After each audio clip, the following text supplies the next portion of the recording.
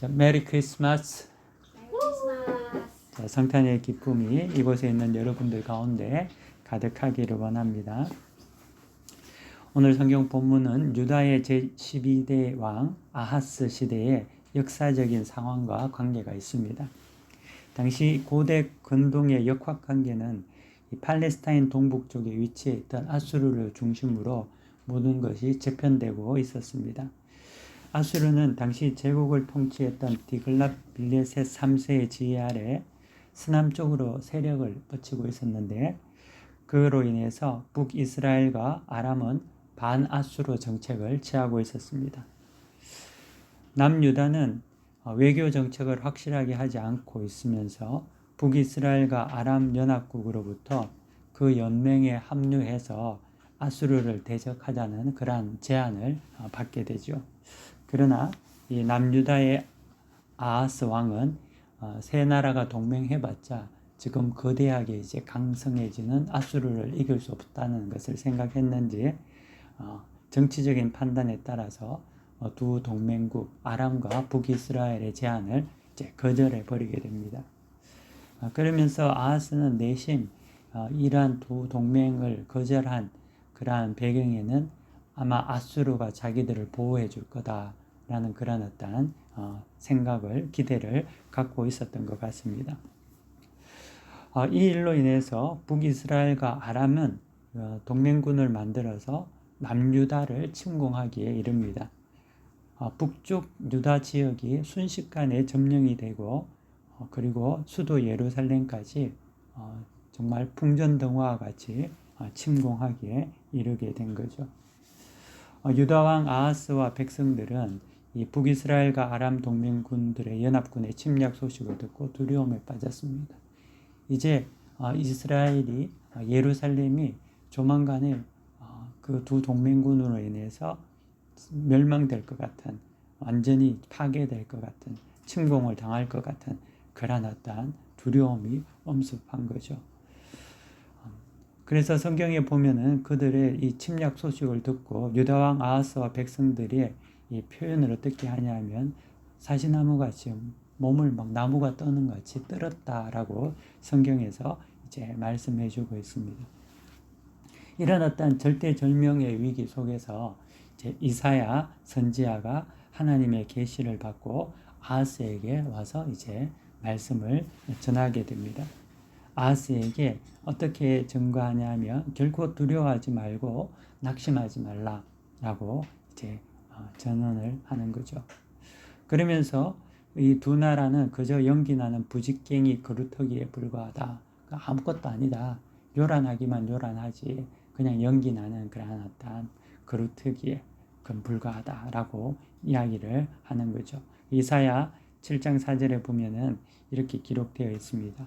르신과 아람과 르말리아의 아들이 심히 노할지라도 이들은 연기나는 두 부직갱이 그루터기에 불과하니 두려워하지 말며 낙심하지 말라 라고 지금 이사야가 아하스 왕에게 전해주고 있는 겁니다. 하나님의 말씀을. 이사야는 그러면서 아하스에게 하나님의 징조를 구하라 라고 합니다. 마치 사사시대 기드온이 이스라엘을 구원할 때 구한 징조처럼, 또 초대왕 사울이 이스라엘 왕으로 선택될 때 받은 징조처럼 그 징조를 구하라고 한다는 거죠. 아하스에게 하나님의 도우심으로 이 일이 하나님의 회복의 역사, 하나님의 보호의 역사가 있을 건데 믿음으로 징조를 구해서 마음을 담대하게 하고 확신케 하라는 그런 어떤 제안을 하고 있는 거죠. 그런데 이 징조를 요구하는 그 믿음에 대한 이 징조를 요구하는 그러한 요청에 대해서 아하스는 그렇게 받아들이지 않고 있다는 데 있습니다. 이사야 7장 12절인데요. 오늘 본문은 아니지만 그 전체적인 내용에서 보면은 12절에 이렇게 이야기를 합니다. 아하스가 이르되 나는 구하지 아니하겠나이다. 나는 여호와를 시험하지 아니하겠나이다 한지라 라고 이렇게 대답을 하는 거죠. 아하스는 징조를 구하지 않았습니다. 그러면서 이 이유에 대해서 나는 여호와를 시험하지 않겠다라고 이렇게 말하죠. 언뜻 보면 이 말은 대단히 하나님에 대한 믿음이 있는 것 같이 보입니다. 감히 인간이 하나님을 시험으로 어떻게 할 수 있어? 나는 여호와 하나님을 시험하지 않아. 이런 듯한 것 같이 보이죠. 하지만 사실 그 내막을 보면 그렇지는 않습니다.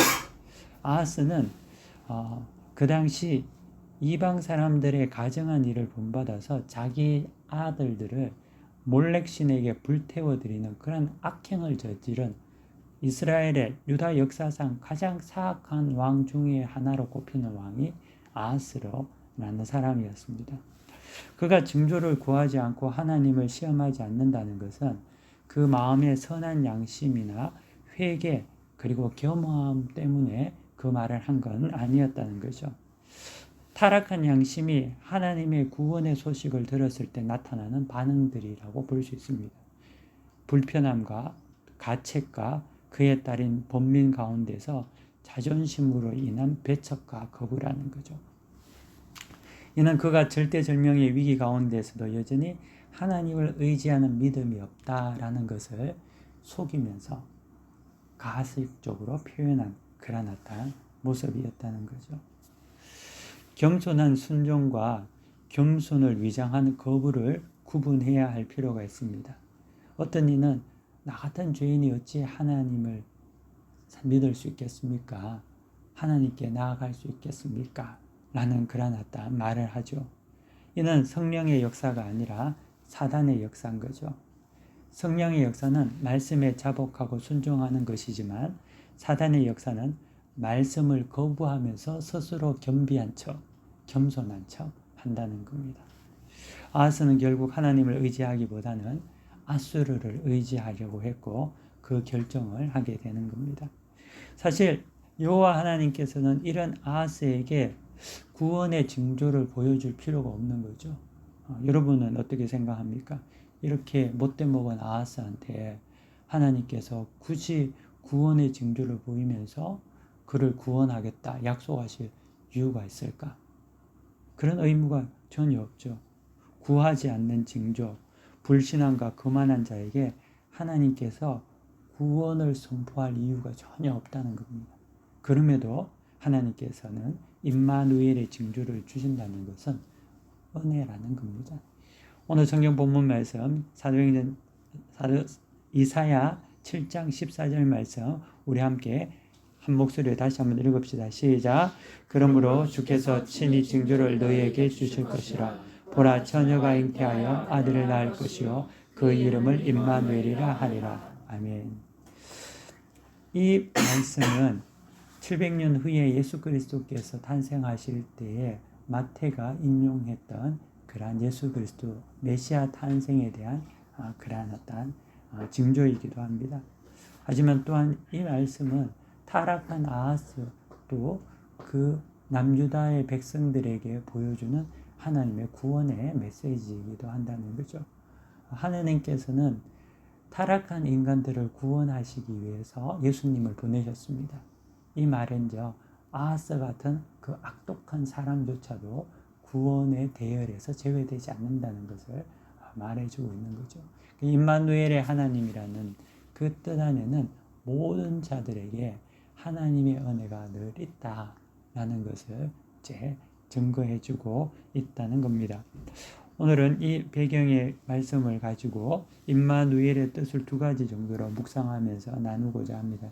첫 번째는 임마누엘은 자비가 아니라 은혜다라는 겁니다. 내면 세계의 질서와 영적 성장이란 책을 쓴 고든 맥도널드 목사님은 그의 다른 저서에 자비와 은혜의 차이에 대해서 잘 설명을 해주고 있습니다. 하루는 목사님이 자신의 차를 몰고 고속도로를 달리다가 제한 속도를 넘어 과속을 하게 됩니다. 그러다 고속도로 경찰관에게 걸리게 되었다고 합니다. 잡혔습니다. 경찰관은 차를 세우고 다가와서 신분증을 보여달라고 합니다. 목사님은 차 안에서 신분증을 꺼내서 경찰관에게 주는 거죠. 차 안에 앉아서 경찰관이 어떤 티켓을 끊는 그러한 것을 기다리면서 자기 자신이 과속을 한 것도 부끄럽고 티켓을 끊는 경찰관 앞에서 목사라는 그 사람이 그렇게 있는 것도 체면이 말이 아니고 이렇게 해서 되게 그런 어떤 불편한 그런 심정 속에서 기다리고 있었다고 합니다. 이제 경찰이 이제 딱지를 이제 티켓을 다 만들어서 이제 떼어주면서 이제 그걸 이제 지불을 하라고 주는 거죠. 그때 이 맥도날드 목사님은 이렇게 경찰관에게 말했다고 합니다. 경찰 양반, 뭐 영어로 했으니까 뭐라고 했겠죠. 자비를 베풀어 주십시오. 라고 말을 했다고 합니다. 그래서 이제 경찰관이 목사님의 얼굴을 한번 힐끗 쳐다보더니만 자기가 주던 그 티켓 딱지를 찢어버리고 다음부터 조심하세요 하면서 차를 타고 돌아가 버렸다는 거죠. 그러면서 그 목사님은 자비에 대해서 설명을 하고 있습니다. 자비는 이런 것이다. 내가 잘못했는데 그 잘못한 것을 용서해 주는 것. 이것은 자비다. 라고 말합니다. 동시에 그와 더불어 은혜에 대해서 덧붙여서 말했습니다. 그 경찰관이 티켓을 찢어버리고 난 이후에 차를 타고 돌아가지 않고 갑자기 자기 지갑을 열더니만 $100를 목사님에게 주면서 목사님 가면서 식사라도 한 그릇 하고 가십시오 하고 주고 갔다면은 그것은 은혜라는 거죠. 왜냐하면 자기가 도무지 받을 아무런 조건이 없음에도 불구하고 더하여 부어준 그것은 은혜라고 말하고 있습니다. 전혀 받을 조건이 없음에도 불구하고 그저 더 부어주신 것. 그러면서 자비와 은혜의 차이가 조건이 있음과 없음의 차이라는 것을 말해주고 있다는 거죠. 임마누엘 하나님의 은혜는 자비가 아니라 은혜인 거죠. 아하스와 같이 못돼 먹고 징조를 구하라고 해도 구하지도 않는 불신앙에 똘똘 뭉쳐있는 그 왕에게도 하나님께서는 임마누엘의 징표를 보여주셨다는 거죠. 아무짝에 쓸데없는 아하스지만 그럼에도 구원의 징조를 보이셨다는 겁니다. 성탄절은 은혜를 말합니다. 아무런 공로가 없어도 받는 은혜를 말하죠. 그러므로 여러분은 은혜의 보좌에 담대하게 나아갈 수가 있는 것입니다. 여러분들이 잘하든지 못하든지 조건에 관계없이 하나님의 보좌에 담대하게 나아갈 수 있는 거죠. 그렇기 때문에 자신의 누추함을 보고 부끄러워하지 말고 믿음으로 나아가야 한다는 겁니다. 자존심과 이전에 행한 모든 행실과 자기 자신의 현실의 어떤 부끄러움과 그런 어떤 초라함 이런 것들을 매이지 말고 하나님 앞에는 담대하게 나아가야 한다는 거죠. 왜냐하면 하나님은 조건을 가리지 않고 구원의 은혜를 베푸시는 은혜의 하나님, 임마누엘의 하나님이시기 때문에 그렇습니다. 두 번째는 임마누엘은 두려움에서 해방을 말하고 있습니다. 아하스와 유다 백성들은 사시나무 떨듯이 벌벌 떨었습니다. 그들은 아람과 북이스라엘의 연합군들이 쳐들어왔을 때 정말 두려운 마음에 어찌할 바를 몰랐습니다. 르신과 베가가 예루살렘을 쳐서 지금 멸망일보 직전이었습니다. 순식간에 유다 지역의 북쪽 방벽을 허물었고 이제는 예루살렘까지 쳐들어온 거죠. 마치 우리가 러시아 우크라이나 전쟁 초기에 러시아군이 키이우 코앞에까지 진격을 했던 며칠 만에 그렇게 진격을 했던 것 같은 그러한 어떤 사면초가의 상황이었습니다. 지금 그들을 막지 못하면 아하스와 유다는 멸망을 당하고 말 겁니다. 그리고 아하스의 왕권 다윗의 왕조는 북이스라엘과 아람 동망군의 친위 왕조로 대처될 것이 분명했습니다. 인생에는 이렇게 두려운 순간들이 다가옵니다. 땅이 꺼지고 숨이 멈춰지고 멘붕이 오고 손발이 떨리는 그러한 두려운 상황들이 일어날 때가 있다는 거죠. 꼭 전쟁 같은 위기는 아니더라도 손에 땀이 흐르고 긴장하게 만드는 그러한 일들이 삶에는 수시로 일어난다는 겁니다. 사단은 인간의 침대 옆에 있습니다. 그래서 밤마다 번뇌와 염려로 그리고 두려움과 공포에 빠지게 하는 것이 사단이라는 거죠. 인생에는 긴장 없는 삶이 없습니다. 긴장은 두려움의 그림자이죠. 그래서 얼굴빛이 어두워지고 말이 줄어들고 자꾸만 생각이 깊어지는데 의미 없는 깊은 생각을 하고 상념에 빠지게 되는 거죠. 아브라함이 애굽으로 내려가서 두려워했습니다. 하나님의 말씀을 불순종하고 애굽으로 내려갔을 때 그는 두려움에 떨었고 그리고 자기 아내 사레를 애굽 왕에게 내어줬죠. 야곱이 에서의 칼을 피해서 광야에 갔을 때 그는 두려워 떨었습니다. 아무도 없는 적막강산과 같은 광야에서 누군가 와서 자기를 해칠지 모르는 그러한 어떤 두려움에 떨었다는 거죠. 다윗이 사울에게 쫓겨 도망갈 때 그는 두려워했습니다. 이렇게 보면은 아브라함과 야곱과 다윗과 같은 위대한 신앙의 조상들, 선배들도 두려움 없이 살지 않았다는 거예요. 항상 두려움이 그들의 삶과 연합되어 있었다는 거죠. 두려움은 죽지 않은 인생과 한 몸인 것이죠. 하지만 결국은 어떠했을까요? 그 두려워한 자들이 실패했습니까? 그렇지 않다는 겁니다. 그들은 성경의 믿음의 위인으로 승리했다는 거죠. 아브라함과 야곱도 그리고 다윗 또한 그 모두가 그러한 인생의 두려움 길이에 있었지만 그들은 결국에는 모두 승리했다는 거죠. 왜 승리할 수 있었습니까? 그것은 임마누엘 하나님이 그들과 함께 했기 때문에 그랬습니다. 주 안에 있는 자는 반드시 승리합니다. 그것을 믿어야 합니다. 그 믿음으로 살아야 한다는 거죠. 그리고 그 믿음으로 말미암아 하나님께서는 기뻐하시고 그 일을 이루어 주신다는 겁니다. 임마누엘은 하나님이 우리와 함께 계시다는 것입니다. 사망의 음침한 골짜기를 다닐지라도 해를 두려워하지 않는 것은 주께서 나와 함께 하심이로다. 다윗은 시편 23편에서 이렇게 고백했다는 거죠. 다윗은 분명히 말하고 있죠. 사망의 음침한 골짜기에 그는 다녔다라는 겁니다. 그게 없지 않다는 거죠. 그럼에도 해를 두려워하지 않는 것은 임마누엘 주께서 나와 함께 하셨다라고 고백을 하고 있는 거죠. 인생은 모두가 사망의 음침한 골짜기를 지나가야 합니다. 하지만 그 사망의 음침한 골짜기에 함께 하시는 이가 있습니다. 그가 임마누엘 하나님이라는 거죠. 그 하나님은 오직 믿음의 문으로만 만날 수가 있다는 겁니다. 성탄절 예수님이 이 땅에 오신 이유, 우리 안에 거하기 위해 이 땅에 오셨습니다.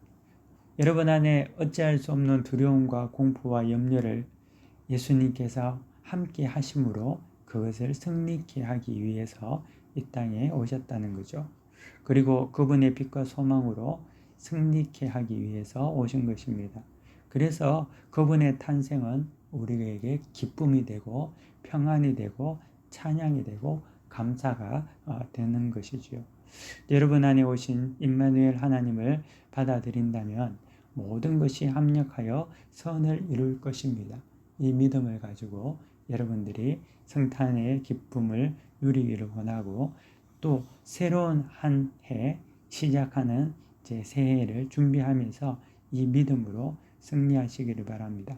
바울은 로마서 8장 31절 32절에서 이렇게 말했습니다. 주 안에 있는 자들에 대한 하나님의 보호하심과 임마누엘 하나님의 승리하심이 얼마나 큰지를 바울은 이렇게 증거하고 있습니다. 그런즉 이 일에 대하여 우리가 무슨 말 하리요? 만일 하나님이 우리를 위하시면 누가 우리를 대적하리요? 자기 아들을 아끼지 아니하시고 우리 모든 사람을 위하여 내주신 이가 어찌 그 아들과 함께 모든 것을 우리에게 주시지 아니하겠느냐. 아멘.